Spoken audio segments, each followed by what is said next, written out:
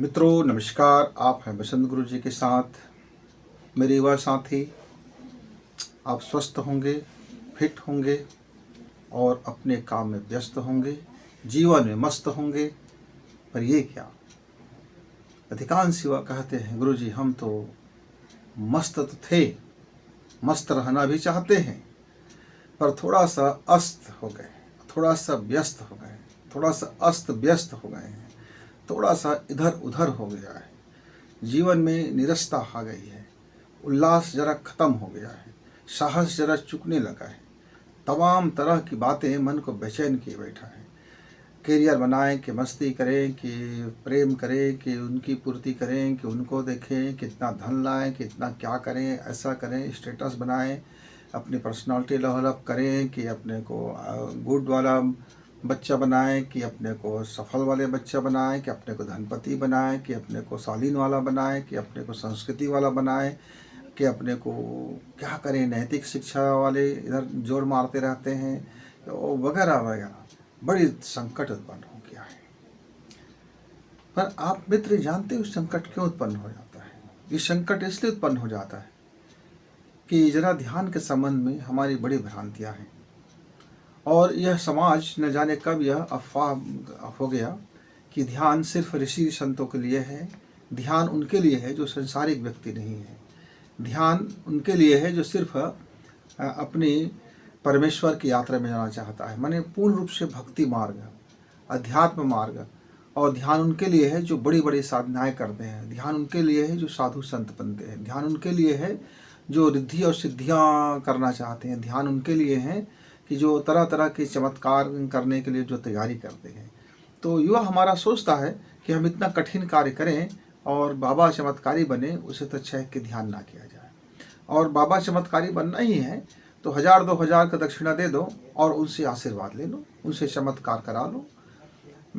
कोई बच्चा साल भर तक की पढ़ी नहीं है, मटर गश्ती किया हुआ है, एक पंडित जी के पास जाता है और कहता है मेरा शनि ग्रह शांत करा दीजिए, ये लीजिए 1000 दक्षिणा और मुझको ज़रा बेस्ट कर दीजिए। अच्छा भाई, रिजल्ट तुम्हारा अच्छा आ जाएगा क्या? अब बाबा जी हैं, चमत्कार कर देंगे। बहुत से युवा, मेरे युवा साथी, चाहे वो 10th में, खासकर 9th में आने के बाद उनके जीवन में तरह तरह की परिवर्तन आते हैं। और 11th वाले बच्चे को कह दो कि बेटा रोज़ मेडिटेशन कर लिया करो, रोज़ ध्यान कर लिया करो, तो सुनेंगे, बात आपकी सुनेंगे, पर वो नहीं सुनते। कान से सुनते हैं पर मन को, आत्मा को और विचार को और तर्क को जरा क्लोज कर देते हैं। उनके मन में वही गलत फहमियाँ हैं कि हमें क्या साधु बनना है क्या कि ध्यान करेंगे, कि हमें कोई बाबा जी बनना है कि हम ध्यान करेंगे। तो न जाने कब से ये प्रचलन शुरू हुआ कि ध्यान मतलब साधु सन्यासी होना। तो मेरे युवा साथी, आप जरा इससे थोड़ा बाहर निकलिए, भ्रम को त्यागें और सच्चाई को समझें। ध्यान एकाग्रता का सबसे सर्वोच्च स्थिति है। ध्यान हमारे दृष्टिकोण को परिपाक करने का सबसे शानदार जरिया है। ध्यान अपने काम को उत्कृष्ट तक पहुंचाने का सबसे शानदार मार्ग है। ध्यान अपने को पहचानने का सबसे शानदार मार्ग है। ध्यान अपने मस्तिष्क को शक्तिशाली बनाने का सबसे शानदार टूल्स है। ध्यान अपने मन को शांत रखने का, एकाग्रचित रखने का, एक दिशा में रखने का, एक विषय में स्थिर रखने का सबसे शानदार जरिया है मित्र। ध्यान अपने स्वास्थ्य को ठीक रखने का यह सबसे शानदार जरिया है। ध्यान कंप्लीटली रूप से हम मनुष्यों के लिए एक वरदान है। यदि मेरा ध्यान चुका तो न जाने क्या से क्या होता है। ध्यान का छोटा स्वरूप एकाग्रता है। चित्त की एकाग्रता, मन की एकाग्रता और मस्तिष्क की एकाग्रता, ये जब तीनों एकाग्र हो जाता है तो आप देखते हैं मेरा पढ़ने वाला बच्चा जो जिसमें ये तीनों महारत हासिल है, वह क्या से क्या कर बैठता है, टॉप कर देता है, हर पढ़ा हुआ चीज़ याद कर लेता है, मेमोराइज कर लेता है। वही एक जो कमज़ोर बच्चा है उससे दुगना मेहनत करता है और उससे आधे भी कम नंबर पाता है। मेहनत वो उससे दुगना भी कर लेता है, तब भी वह उससे आधे कम नंबर पाता है। तो ऐसी स्थिति में फिर उसकी उत्साह ठंडा पड़ जाती, बोलते यार बहुत मेहनत किया, मैंने उसके मुकाबले नंबर नहीं मिला। मित्रों, इसके पीछे भी ध्यान ही प्रमुख कारण है। आप खेल खेलना चाहते हो, आप कबड्डी खेलना चाहते हो, आपका ध्यान चुका कि आप आउट हो जाओगे, पकड़े जाओगे, या फिर आपको छू लिया जाएगा। आप फुटबॉल खेलते हो, ज़रा भी ध्यान चूका तो आप गोल नहीं कर पाओगे। चाहे हॉकी वाला हो, क्रिकेट वाला हो, बैडमिंटन हो, कैरम हो, यहाँ तक कि मामूली सी फुंगड़ी खेलने वाले बच्चे खेलते रहते हैं, ध्यान चुका के गिर जाते हैं। लंगड़ी खेलने वाले बच्चे गिर जाते हैं। आप जानते हो, साइकिल में चलता हुआ व्यक्ति जरा भी ध्यान चुका के कहीं टकरा जाते हैं। पैदल चल रहा था एक दिन एक आदमी मेरे गांव का, और जा करके दीवार में टकरा गई और बड़ी चोट आ गया।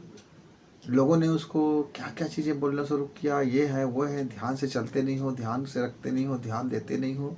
मतलब ध्यान की इतनी झड़ी लगा दी गई कि जैसे ये ध्यान में महारत हासिल हो। इसलिए तो लोग बात बात में आपको बचपना से यह चीज़ आपको सुनाई देता होगा। ध्यान से रहना, ध्यान से खाना, ध्यान से पीना, ध्यान से चलना, ध्यान में रहना, ध्यान से जीवन जीना, ध्यान से पढ़ाई करना, ध्यान से नौकरी करना। मतलब ध्यान का मालूम हो या ना हो, भारतीय व्यक्ति अमूमन जो गांव देहात में रहने वाला व्यक्ति, कस्बा में रहने वाला व्यक्ति का 90% यदि कोई सीख होता है अपने बच्चों के लिए, यदि बच्चा बाहर जा रहा है और बाहर रहने जा रहा है, कहीं हॉस्टल में रहने जा रहा है या घर किराया लेके रहने जा रहा है, तो ये इतने चीज़ तो घर के लोग उसको ज़रूर कहते हैं। और बच्चा कहता है, हाँ मैं अपना देखभाल कर लूँगा, हाँ मैं अपना काम कर लूँगा। पर मित्रों, ध्यान इतना छोटा चीज़ नहीं होता कि आप अपना उसको जिस हल्के में लेते हो। ध्यान बहुत गहरी चीज़ है। और ध्यान, जो व्यक्ति का ध्यान पक गया, यानी जो व्यक्ति ध्यानस्थ हो गया, जो व्यक्ति अपने ध्यान को समझ गए, तो उसका जो एनर्जी है। अब ध्यान का संबंध हमारे सातों चक्र से है। ध्यान का संबंध हमारे शरीर के एक एक माइटोकॉन्ड्रिया में जो पावर हब है। मान लीजिए मेरे शरीर में 1 अरब कोशिका है। उस 1 अरब कोशिका का जो पावर हाउस है, वह ध्यान से एक साथ डायरेक्ट हम पहुंच सकते हैं। ध्यान में यदि आप जानते हो ध्यान करने की कला, तो मान लीजिए आपके उंगली में कहीं एक दर्द हो रहा है, बड़ी असहनीय दर्द है, बहुत ज़्यादा दर्द है, दवाएं भी अपना असर करना छोड़ दिया है। आप अपना ध्यान के माध्यम से वहाँ के एनर्जी को, आप बेचैन एनर्जी को शांत कर देते हो। तो मित्रों, फिर आपका क्या हो जाता है, फिर वहाँ का दर्द फिर धीरे धीरे करके वो एनर्जी बैलेंस हो जाता है और दर्द हमारा बैलेंस हो जाता है। ऐसा कहा जाता है कि हमारे एक महापुरुष थे, स्वतंत्र संग्राम सेनानी था, और उसको एक बार ऑपरेशन कराना पड़ा। तो डॉक्टरों ने कहा कि भाई आपको हम देंगे, इंजेक्शन देंगे जिससे आप बेहोश हो जाओगे। उस ज़माने में बड़ी बेहोशी का दिया जाता था, क्लोरोफॉर्म इत्यादि सुंघाई जाती थी और बहुत सारा।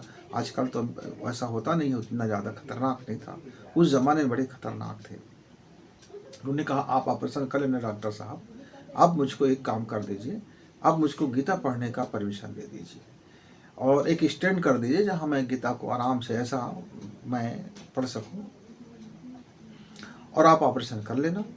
और जब ऑपरेशन आपका हो जाए तो आप 3 बार बोलना, ओम शांति ही शांति ही शांति। तो मैं गीता पढ़ने से बाहर लौट जाऊँगा, तब तक ऑपरेशन हो जाएगा। डॉक्टर को लगा देखो ये हंसी खेल का काम नहीं है, हम आपके अंगों को काटेंगे, चीरेंगे, फाड़ेंगे, ब्लड निकलेगा, दर्द होगा, सिलाई करेंगे, तमाम चीज़ें करेंगे। तो बोले कर लीजिए, शरीर का मामला है वो आप कर लेंगे, बस मुझको मेरा ध्यान में जाने का जो मेरा मार्ग है, प्रतीक है, वो मेरा गीता है। मैं जब गीता को पढ़ने लग जाता हूँ तब मैं अपने ध्यान की परम अवस्था में जा सकता हूँ, जहाँ से मेरा इस शरीर और मेरा इस शरीर के बीच का जो पॉइंट्स हैं मैं उसको ब्लॉक कर सकता हूँ। बोले अच्छा, किया जाता है। फिर ऑपरेशन किया गया। और मित्रों, डॉक्टर ने लिखा है अपनी आत्मकथा में, उसने अपने जीवन में पहली बार देखा कि कोई व्यक्ति जीवित होते हुए भी वह राय रत्ते भी अपने अंगों को संचालन नहीं करना, संवेदनहीन हो जाना, पूरे अंगों को ऐसे शिथिल कर देना जैसे एक मुर्दा जिस्म हो। और वह गीता पढ़ता रहा और ऑपरेशन सफल हो गया, ऑपरेशन हो गया। फिर अंत में उसका ध्यान टूटा, और जब ध्यान टूटा तब कहा हाँ अब मुझे पीड़ा का एहसास हो रहा है, तो अब जो आपको दवा देना है, बाहरी दवा जो देना है थोड़ा बहुत वो दे दीजिए, लेकिन दर्द निवारक टेबलेट मत दीजिए, दर्द निवारक इंजेक्शन मत दीजिए, क्योंकि मैं चाहता हूँ इस पीड़ा का अनुभव, और इस पीड़ा कितना मुझको परेशान कर सकता है, मैं इस पीड़े के अनुभव को से भी गुजरना चाहता हूँ। देखो तो जरा कि यह पीड़ा मुझे बेचैन करती है कि मुझ में सहने की क्षमता है। मित्रों, वह अद्भुत व्यक्ति लोकमान्य बाल गंगाधर तिलक, वह अपने चीज़ों को समझने में यकीन रखते थे। तो फिर पीड़ा को जब आप समझते हैं तो पीड़ा फिर आपको उतना पीड़ादायक नहीं लगता। जब दुख को आप समझते हैं तब फिर दुख आपको उतना दुखदायक नहीं लगता। जब आप अपने हानि को समझते हैं तो फिर आपको हानि उतना बेचैन नहीं करता। जब अपनी बाधाओं को समझते हैं तब आपकी बाधाएं आपको उतना बेचैन नहीं करता। वो तो नहीं समझने के कारण हमें बहुत ज़्यादा परेशान करती रहती है। मित्र, इसीलिए सभी युवाओं को कम से कम अपने ऊर्जा को बैलेंस करना और अपने चित्त को, अपने मन को और अपने जो कार्य करने की दक्षता है, मस्तिष्क है, इसको एक साथ तीनों की मित्रता होना जरूरी है। तीनों जब एक साथ रहेंगे, आप देखते हैं ना, जब हमारे सेना ड्रिल करते हैं, मॉक ड्रिल करते हैं, तो जैसे ही आवाज़ लगाते हैं तो पूरी सेना में जितने भी उस टुकड़ी में हैं उसका एक साथ कदम उड़ता है, एक साथ नीचे गिरता है, एक साथ हाथ को पकड़ते हैं, एक साथ गोलियां चलती है, एक साथ आवाज़ निकालते हैं। तो जो एक साथ जब आता है, जब संघ शक्ति आती है, तो अब ऐसा कहा जाता है कि एक बार की घटना है। वह घटना यह है, उस पुस्तक में दर्ज है, और सच्चाई नहीं इसकी पड़ताल मैंने नहीं की है मित्र, लेकिन ये संभव है क्योंकि तरंग विज्ञान उसकी पुष्टि कर सकता है कि एक बार सेना की टुकड़ी कदम ताल करते हुए जा रहा था। तो वही कदम ताल करते हुए जा रहे थे, तो उसके जो कमांडर था उसको पता नहीं क्या सूझा, पूरी सेना आपके पुल के ऊपर में था और उसने सावधान और विश्राम करा दिया। जैसे ही सावधान के बाद विश्राम कराई गई और फिर सावधान कराया गया, पूरा पुल नीचे टूटा तो अब जख्मी हो गए हमारे जो सेना के जवान थे। बाद में उसकी इंक्वायरी हुआ कि पुल टूटा कैसे, मटेरियल ख़राब था क्या, वो था क्या, बहुत ज़्यादा पेपरबाजी हुआ और रिपोर्ट देने ने कहा कि ये टूटा नहीं, इसको तोड़ा गया है, इसको तोड़ दिया गया है। अच्छा, कैसे तोड़ दिया गया है? तो बोले कदम ताल ने जो कंपन उत्पन्न हुआ, वो जो एकाग्रता का कंपन हुआ, एक साथ सारे चीज़ मिल गए और मिलने के बाद जब वो कदम हुआ तो उसकी जो कंपन तरंग है उसकी आघात को सह न सका। फिर उस वैज्ञानिक ने बताया कि इतने सेना भी क्या, आदमी एक छोटी सी हथौड़ी में, जो सोनार की जो सोने पीटने की हथौड़ी होता है मित्र, बहुत छोटा हथौड़ी होता है, बोले इस हथौड़ी से एक यदि सिस्टम में इसको पीटा जाए, इस सेंटर को, तो यदि वहाँ एक व्यक्ति लगातार यदि कुछ घंटे तक उसको एक समान उसको हथौड़ी चलाई जाएंगे तो भी ये बड़ा से बड़ा पुल धराशायी हो जाएगा। तो फिर पुल बनाने के सिस्टम में बहुत बड़ा बदलाव हुआ। खंडों में फिर पुल को बांटा गया, फिर पुलों को बनाने के डिजाइन चेंज हुआ ताकि हमारा कोई भी कदम ताल या इस तरह से घटनाएं न घटित हो। मित्रों, ये क्या है? जब हमारे शरीर के अंदर में जब हम एक ताल करते हैं, एक ताल में, एक लय में, एक सुर में एक संघ शक्ति बन जाता है। तो मैंने सांसों को मैंने लयबद्ध किया, मन को लयबद्ध किया, चित्त को लयबद्ध किया और अपने एनर्जी को लयबद्ध किया। जब मेरे सातों चक्र के एनर्जी लयबद्ध होगा, जब मेरी अरबों कोशिकाओं में माइटोकॉन्ड्रिया का जब एनर्जी लयबद्ध होगा, वो सीधा मुझसे जुड़ेंगे, मेरे कॉन्टेक्ट से जुड़ेंगे, मेरे थायराइड ग्रंथि से जुड़ेंगे, नैच्छिक और ऐच्छिक क्रिया जब मुझसे जुड़ेंगे और मेरे भावों को, मेरे चाहतों को, मेरे अभिलाषा को जब मैं उनको बताऊंगा तो सब के सब एक साथ उसको पूरा करने में लग जाएगा। तब फिर मेरा न चित्त बिगड़ेगा, न मन इधर उधर होगा, न मैं निराश महसूस करूंगा, न मेरा काम में ध्यान भंग होगा, न दुर्घटना होगा। वैज्ञानिक लोग जब आविष्कार करते हैं तो ऐसा आपने कहानी सुना होगा कि उसको कुछ भी होश नहीं रह जाता कि वो खाया है कि नहीं खाया है, पिया है कि नहीं पिया है, नहाया है कि नहीं नहाया है, कब से खाया है, कब से पिया है, कब से नहाया है, कब से सोया है कि जागा है, कि सोए है तो सोए छे कई घंटा, जाग रहे हैं तो जागी रहे हैं कई घंटा तक। मतलब उसकी जो भौतिक दिनचर्या है उसको आप देखोगे तो आप पागल बन जाओगे। आपके जीवन में ऐसा घटना हो जाएगा तो आप पागलपन का शिकार हो जाओगे। लेकिन एक वैज्ञानिक को वह कोई प्रभाव नहीं करता, पूरी बायोलॉजिकल वॉच के विपरीत वह कार्य करता है। लेकिन वह बायोलॉजिकल वॉच के विपरीत नहीं कर रहा है, वह बायोलॉजिकल एनर्जी को अपने साथ रखा है, वह बायोलॉजिकल एनर्जी उसके अनुरूप अपनी टाइमिंग और अपनी सिस्टम बदल रहा है। कितनी बड़ी बात है मित्र कि यदि मान लीजिए एक सड़क है जिस पर आपकी गाड़ी जा रहा है, लेकिन आपको लगता है कि मेरी गाड़ी थोड़ा डाइवर्ट बदलना चाहिए, उधर कोई सड़क नहीं है, लेकिन वह सड़क बना दे, आपका गाड़ी भी चल रहा है, सड़क बनता भी चला जाए, तो गजब का कमाल हो जाता है। ऐसे ही जब हम बायो एनर्जी को जब अपने ध्यान में लाते हैं, जब अपने चित्त मन और अपने कोष्ठ में अपनी सांसों के साथ बैलेंस करते हैं, तो फिर वो एनर्जी हमारा उसको सहयोग देना शुरू कर देता है। वो अलग चीज़ें पैदा कर देती है, चीज़ों को सरल कर देती है, कोई कॉम्प्लिकेटेड नहीं रहने देते, और हमारा जो एकाग्रता है वो भंग नहीं होता। इसीलिए तो ध्यानचंद को कहा जाता था कि ध्यानचंद जब मैदान में उतरते थे तो सिर्फ उसको हॉकी का स्टिक ही दिखाई देता था, और स्टिक में लगे हुए बाल, और उसको लेकर के दौड़ता हुआ सीधा गोल कर देता। उसको यूं ही हॉकी का जादूगर नहीं कहा गया मित्रों, उसके ध्यान के कारण कहा गया। उसके ध्यान इतना ज़बरदस्त था कि उसको ये नहीं रहता था मालूम कि मैं कितना दौड़ना है, मुझको कितना नहीं दौड़ना है, कितना क्या करना, वो सब ऑटोमेटिक प्राकृतिक रूप से उसका शरीर वो क्रियाशील हो जाता था, क्योंकि उसके अंदर में ध्यान का जो सक्रिय ऊर्जा था वो उसके अंगों को चलाने लगते थे। आप जानते हैं, बड़े से बड़े निशानेबाज जो होते हैं, ऐसा कहा जाता है रानी लक्ष्मीबाई तलवार चलाने में इतने सिद्धहस्त थे कि अपने तलवार से किसी व्यक्ति के निकट से निकट स्थान को भी गुजार सकते थे, उसी स्पीड में गुजार सकते थे, और बिल्कुल आपको एक खरोच भी नहीं आएगा। आपके बगल में बगल में बैठा हुआ व्यक्ति को काटता हुआ चला जाता था। मतलब इतने बारीक कि आज यदि कैमरा होता उस जमाने में तो जूम करके आपको दिखाता कि कितने बारीक, कितनी नज़दीक से उसकी तलवारें चलती थी, और जिसको बचाना था बचा लेते थे, जिसको काटना था काट देते थे। ये उसकी अभ्यास, यानी ध्यान मतलब अभ्यासित होता है। अभ्यास से अपने ध्यान को इतना प्रगाढ़ कर लिया था कि उसमें कलाबाजियाँ हो जाती हैं। तो मित्रों, ध्यान जो करते हैं ना हमारे ऋषि मुनि, वे अपने अंदर की यात्रा करते हैं। अंदर की यात्रा के लिए भी ध्यान जरूरी है, और बाहर के सामर्थ्य को बढ़ाने के लिए भी ध्यान जरूरी है। ध्यान एक ऐसा चौखट है मित्र, ध्यान एक ऐसा मशीन है मित्र, ध्यान एक ऐसी टूल्स है मित्र, जहाँ से आप सांसारिक दुनिया को भी आप बड़े गजब के कमाल कर सकते हो, और वहाँ से आप आध्यात्मिक दुनिया में प्रवेश भी कर सकते हो।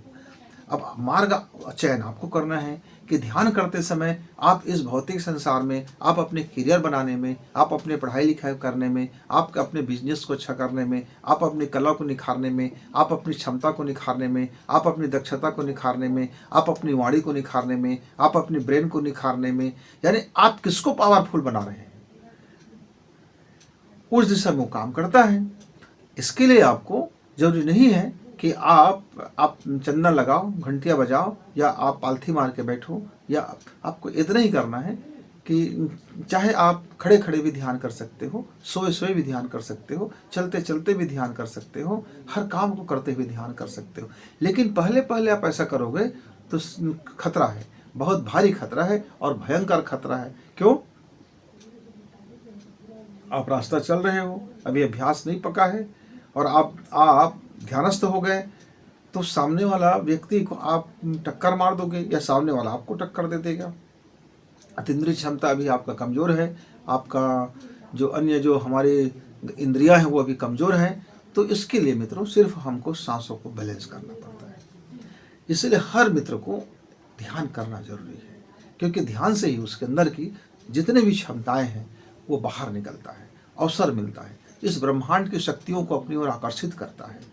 आपकी अंदर की जो क्षमता को निखारने के लिए एक मौका मिलता है, एक अवसर मिलता है, एक प्लेटफॉर्म मिलता है, और लोगों को आपको प्रभावित भी करने में कोई दिक्कत नहीं होता। सम्मोहन शक्ति, आपकी आंखों से फिर वो सम्मोहन शक्ति निकलता है, आपकी जबान से फिर वो सम्मोहन शक्ति निकलता है, आपकी उंगलियों से फिर वो सम्मोहन शक्ति निकलता है, जो किसी को भी प्रभावित कर दे, जिसको आप चाहो प्रभावित कर सकते हो। मित्रों, तो एकाग्रता उसकी एक छोटी सीढ़ी है। एकाग्रता में आप समझते हैं कि कितनी ज़रूरत होता है आपको काम करने में। एक फुटबॉल खिलाड़ी व्यक्ति जब तक एकाग्र नहीं होगा, उसका फुटबॉल खेलना बेकार हो जाएगा। एक कबड्डी खेलने वाला नौजवान यदि बिना एकाग्रता के कबड्डी खेलेगा तो उसका कोई मोल नहीं रह जाएगा। एक किसान बिना एकाग्रता की अपनी बीज बोता है, निंदाई गुड़ाई करता है, तो उसका काम किया हुआ व्यक्ति को हर जगह हंसाई हो जाता है। एक राजमिस्त्री ईंट का जोड़ाई जब करता है, एकाग्रता भंग होता है तो दीवार टेढ़े मेढ़े हो जाते हैं, बदसूरत हो जाते हैं, लोगों को पसंद नहीं आता है। एक गृहिणी की एकाग्रता भंग होती है तो खाना में जायका नहीं रह जाता, स्वादहीन खाना हो जाता है, डांट डपट पड़ने लगती है। एक बच्चा लिखते पढ़ते हुए उसका ध्यान, उसका एकाग्रता नहीं रहता है तो कुछ का कुछ लिख बैठता है और अपने टीचर से डांट खाते रहता है। एक बच्चा एकाग्रता की कमी में लाख मेहनत करने के बावजूद भी वह उतना सफल नहीं हो पाता है। मतलब जीवन के हर जगह यदि डॉक्टर एकाग्र ना हो और आपका ऑपरेशन थिएटर में ऑपरेशन किया जा रहा है, उसका ध्यान जरा भी भंग हुआ, उसका मन जरा भी विचलित हुआ, उसकी चित्त जरा भी कहीं विचलन हो गया तो फिर ऑपरेशन फेल हो जाएगा और आपका जान जा सकता है, खतरा है। तो आपके जीवन में आप कोई भी क्षण ऐसा देख लीजिए जहाँ आपके ध्यान की ज़रूरत ना हो। ट्रेन चलते रहता है, एक ड्राइवर है, उसको जरा भी झपकी लगती है और हजारों जान चली जाती है। झपकी क्यों लग जाता है? झपकी इसलिए लग जाता है क्योंकि ध्यान भंग हुआ। मन का जो ध्यान था उसकी हवा पे आ गया, जो चलने वाली ठंडे या गर्म हवा है, और उसको आंखें कहने लगे कि अब थोड़े से सो जाते हैं। ट्रक ड्राइवर गाड़ी चलाते चलाते कभी कभी झपकी ले लेते हैं और दुर्घटनाग्रस्त हो जाता है। बाइक का सवार कोई मेरा युवा 4 से 5 बजे भिनसारे जो होता है, सुबह सुबह का वक्त होता है, बाइक चलाते रहता है, राइड करते रहता है और आंखें लग जाती है तो कुछ का कुछ कर बैठता है, उसका भी कुछ हो जाता है। आप रास्ता चल रहे हो, रात का समय है, 2 बजे के बाद चल रहे हो और आप चलते चलते आपको थोड़ी सी नींद का झोंका आ गया और आप गिर जाते हो। दोपहर का वक्त है, दिन का वक्त है, खाना खाने के बाद आपने बाइक के पीछे में बैठ गए हो, अब बाइक चल रही है, ठंडी हवा आपको पड़ा है और आपकी आंखें लग जाती है, कुछ का कुछ हो जाता है। तो नींद और ध्यान दोनों में फर्क है मित्र। बहुत से मेरे युवा नींद को ही ध्यान समझ लेते हैं, यानी वो ये समझते हैं कि चुपचाप आंख बंद करके बैठ जाओ तो ध्यान हो गया। मित्रों, ये पूरी बकवास है। आंख बंद करके बैठना तो सिर्फ उनके लिए है जो अपनी इनर यात्रा में जाने के लिए बाहरी संसार से कट जाना चाहता है। बाहरी संसार की कुछ चीज़ें से आंख मूंद ली जाती है, यानी काम से, वासना से, लोभ से, मद से, मत्सर से, तमाम चीज़ें हैं जो दुनियादारी में हमको हमारे वो माया जाल के रूप में फैला रहता है। आप लोभ नहीं करेंगे, कामना नहीं करेंगे, विकास का, ग्रोथ का कामना नहीं करेंगे तो फिर आप मेहनत कैसे करेंगे? धन का आपकी कामना नहीं होगा तो आप बिजनेस कैसे करेंगे? तो आपका तो कामना है और वासना है, लोभ है, सारे चीज़ आपके हैं, लेकिन सब में संतुलन है तो नैतिक है। जहाँ संतुलन बिगड़ गया तो अनैतिक हो गया। वही वासना संतुलित है, मर्यादित है तो वो बेहतर है। वही वासना अमर्यादित हो गया, असंतुलित हो गया तो फिर वो गंदगी हो गया। कामना, वासना, स्वार्थ, लोभ, क्रोध, घृणा, ये सारा चीज़ अपने क्राइटेरिया में, अपनी सिस्टम में एक सीमा में है, तब तक वो नैतिक है, मूल्य है उसका। जैसे ही उसकी सीमा बाहर हो जाता है, अनकंट्रोल हो जाता है तो फिर वो अनैतिक हो जाता है, वो उसका फिर मूल्य का क्षरण हो जाता है। मित्रों, तो ध्यान आंख बंद करके भी की जाती है और खुले आंख से भी ध्यान की जाती है। युवाओं को खुले आंख से ध्यान करनी चाहिए, युवाओं को त्राटक करनी चाहिए, त्राटक के अंदर में ध्यान करनी चाहिए। और सबसे सुंदर त्राटक कौन होता है मित्र? स्वयं का त्राटक, मतलब दर्पण योग। सबसे शानदार यदि युवाओं के लिए कोई त्राटक है तो दर्पण योग है। और जो वृद्ध हो गया है, जिसको संसार से विमुख होना है, अपनी स्वयं की यात्रा में जाना है, तो उसके लिए सबसे सुंदर त्राटक होता है तीली के तेल का दीपक त्राटक। और जो और पराकाष्ठा में जाना चाहता है उसके लिए फिर सविता त्राटक। और जो आपको अनंत ऊर्जा के साथ आप एकाकार होना चाहते हो तो फिर उसके लिए आकाश साधना, आकाश का ध्यान, तरह तरह की चीज़ों का ध्यान है मित्र। फूलों का ध्यान, पत्तियों का ध्यान, पानी का ध्यान, कपड़े का ध्यान, रंगों का ध्यान, आकृतियों का ध्यान, इतने सारे अलग अलग चीज़ों के लिए अलग अलग ध्यान बना हुआ है। इतनी छोटी छोटी चीज़ें हैं जिसको हम त्राटक करके हम ध्यानस्थ हो सकते हैं। अब एकाग्रता, त्राटक और ध्यान में क्या फ़र्क है, जरा इसको भी थोड़ा समझ लीजिए, क्योंकि मेरे बहुत से युवा उसी में उलझ जाते हैं। या तो वो एकाग्रता को ध्यान समझ जाते हैं, या त्राटक को ध्यान समझ जाते हैं, या ध्यान का मायने अजीब से लगा लेते हैं। एकाग्रता कहते हैं कि हमारे कुछ अंग, मन जो होता है वो किसी एक चीज़ पर वो टिक जाता है, वो एकाग्रता है। जब और चित्त और मन जब दोनों एक पॉइंट पर टिक जाता है, एक ऊर्जा के साथ टिक जाता है, एक तरंग के साथ टिक जाता है, एक प्राण के साथ टिक जाता है, एक ऑक्सीजन के साथ टिक जाता है, दोनों एक हो जाते हैं, विलय हो जाते हैं, समर्पण हो जाते हैं, फिर दोनों की एक संयुक्त ऊर्जा बनती है, उस संयुक्त शक्ति बनता है, उसको हम एकाग्रता की, त्राटक की शक्ति बोलते हैं। फिर वो त्राटक हो जाता है। जैसे प्रकाश के पुंज फैला हुआ है तो उतनी बलशाली नहीं है। लेकिन जब उसको एक शीशा में, आवर्धक लेंस में जब उसको हम उतारते हैं नीचे, जब वो फोकस में आता है तब वो एक आग लगा देता है, शक्तिशाली आग। ऐसे ही मन और जब चित्त, जब दोनों आपस में मिलते हैं, दोनों मिल करके एक बिंदु बनाते हैं, उस बिंदु से जब किसी चीज़ पर अपना फोकस करता है तो बहुत शक्तिशाली ऊर्जा बन जाता है। ध्यान में तीनों चीज़ें जरूरी है। मन का एकाग्रता, मन चित्त दोनों का। मन चित्त के साथ में जो मस्तिष्क है, मन चित्त और मस्तिष्क तीनों का, हमारे जो थायराइड ग्रंथि है, मास्टर ग्रैंड है, ये इनके साथ समर्पण हो जाना। मतलब थायराइड ग्रंथि, मन और चित्त, ये तीनों एक साथ जब अपने आप को समर्पण कर लेते हैं, विसर्जन कर लेते हैं और विलय कर लेते हैं, मतलब तीनों का भेद खत्म हो जाता है। तीनों का भेद खत्म हो जाता है। तो मन ने जो कहा, चित्त ने पालन किया और थायराइड ने उसको फॉलो कर दिया। मतलब क्रिया शक्ति और गतिज ऊर्जा और कार्य ऊर्जा दोनों एक साथ हो जाते हैं। दोनों जो जो चाहे वो प्रदान कर सकते हैं। तो यह मटेरियल जगत में सबसे शक्तिशाली वर्जन बन जाता है। ये जब हो जाता है तब हम उसको ध्यान बोलते हैं। ध्यान में होता क्या है, आपके मन में यदि कोई बातें हैं तो पहले पहले आप एकाग्र होते हो, त्राटक करते हो, तो वही दृश्य आपको वो ध्यान में दिखाई देता है। लेकिन धीरे धीरे आपके सांसें बैलेंस होते जाते हैं और आपकी सांसों की गति धीमी होती जाती है और आप प्राण ऊर्जा को बहुत अल्प मात्रा में आप धीरे धीरे गहराई में लेते जाते हो। तो वैसे वैसे आपके ध्यान अंतरिक्ष में होता चला जाता है। फिर वहाँ आपको शून्य हो जाता है, वहाँ कोई क्रिया नहीं होता, वहाँ सारी क्रियाएं शांत हो जाती है, कुछ भी क्रिया नहीं होता। थोड़ा सा वक्त लगता है, एक त्राटक के माध्यम से मेरे युवा करे तो कुछ दिनों के बाद उसको ऐसा वह एहसास से भर जाएगा। जैसे वो आकाश हो जाता है, जैसे वो अंतरिक्ष हो जाता है, वैसे ही वो ध्यानस्थ हो गया समझ जाइए। उसके मन चित्त यानी मस्तिष्क की आप आवरण समझ जाइए और थायराइड ग्रंथि यानी मास्टर ग्लैंड, ये जब अपने को विलय करते हैं, विसर्जन करते हैं, तो हमारा जो अंदर का जो एहसास है, पूरा रोम रोम जो है वो निर्भर हो जाता है। वह उसका अणु, उसका परमाणु इतना हल्का हो जाता है कि उस शरीर फूल से भी और निर्भर हो जाता है और पूरा आकाश उनके लिए, और वो उनमें कोई भेद उसको समझ नहीं आता, वो अभेद हो जाते हैं। पूरी ब्रह्मांड अभेद हो जाता है, फर्क ही समझ नहीं आता, अभेद हो जाता है। तो जो उसकी कल्पना होती है वो साकार हो जाता है। और जब ऐसा व्यक्ति, कोई अभ्यस्त व्यक्ति जब किसी कार्य को करते हैं तो उसकी चित्त का एकाग्र होना, उसका मन का एकाग्र होना, उसका आज्ञा चक्र एकाग्र होना बहुत बड़ी बात रह नहीं जाती। फिर उसके लिए मामूली काम हो जाता है। फिर चाहे आंखें बंद करके कि कुछ काम कर रहा हो या आंखें खोल के काम कर, क्योंकि उसकी अतीन्द्रिय क्षमताएं तो वो सब कर लेती है। आपके शरीर का, उसका तो केवल एक टूल्स हो जाता है, ये पूरा शरीर उसके लिए एकमात्र औजार हो जाता है, इसको करने का साधन हो जाता है। इंद्रियां, बाह्य इंद्रियां से ज़्यादा शक्तिशाली हमारी आंतरिक इंद्रियां होती है। आप जिस आंख से थोड़ी देर के लिए दिखाई देते हो, ये बंद आंख का जो रेटिना है, जब हमारी अंतर्दृष्टि का आंख है, वो इससे कई गुना शक्तिशाली है।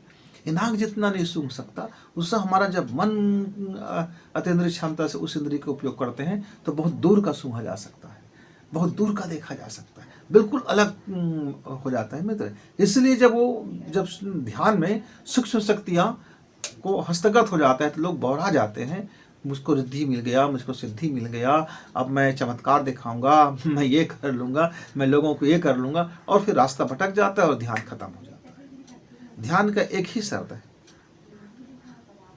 कि आपका भाव शुद्धि, चित्त शुद्धि और नैतिकता की शुद्धि तीनों मात्रा में बराबर बना रहे, जिसको हम सांसों की शुद्धि कहते हैं।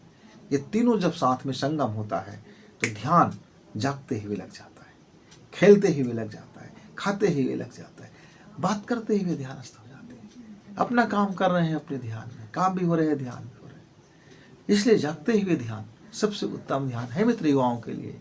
इससे जागते हुए ध्यान का प्रैक्टिस करें। पहले एकाग्रता की प्रैक्टिस करें, फिर त्राटक की प्रैक्टिस करें, और धीरे धीरे आपका त्राटक में यदि आप सांसों का ध्यान करते हैं, सांसों को योग करते हैं, तो फिर आपका ध्यानस्थ हो जाता है। चलिए हम आपको त्राटक यदि आप करना चाहते हैं, फूल का त्राटक करते हैं, यदि मोमबत्ती का त्राटक करते हैं जलती हुई, या जलता हुआ दीपक का त्राटक करते हैं, या स्वयं का त्राटक करते हैं, अपनी आंखों से आंखें डाल के देखते हैं, तब क्या करें? अब दोनों, यदि आप युवा हो और कोई आपको लगता है कि आपके अंदर में जीवन में बड़ी परेशानियां हैं, तब आप बायां नासिका बंद करें और दाहिना नासिका से गहरी सांस लें। पूरी सांस भरें, सांस लेते तक आंख बंद हो और सांस को बंद करें और आप गहरी निगाह से त्राटक करें।